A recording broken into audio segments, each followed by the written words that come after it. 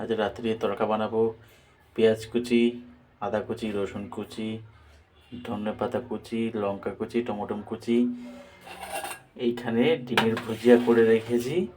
আর কড়াইতে সর্ষের তেল দিয়েছি, এর মধ্যে রসুন কুচি দেবো। রসুন কুচি একটু লাল লাল করে ভাজবো, তারপর পেঁয়াজটা দেবো, কাটা আলু দেবো। আর এইখানে সব রকম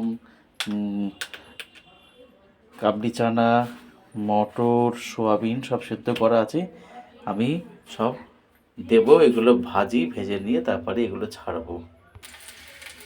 রসুন কুচিটা দিলাম, একটু হালকা লাল লাল করে ভেজে নেব। তারপরে পেঁয়াজটা দেবো, দেওয়ার পরে আলু কাটা যেটা আছে সেটা দেবো।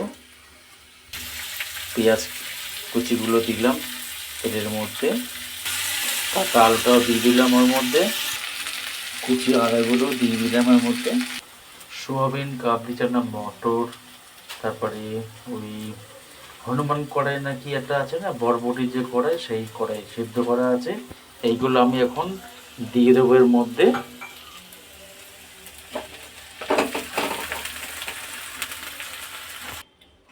নুন আর হলুদ দিয়েছি, একটু সিদ্ধ করব। কাটা যে আলুটা আগে দিয়েছিলাম সেই আলুটা সিদ্ধ করে নেব, কারণ হচ্ছে এইগুলো মটর, কাবলি চানা, আলু, হিম কড়াই এগুলো আলাদা সিদ্ধ করা ছিল।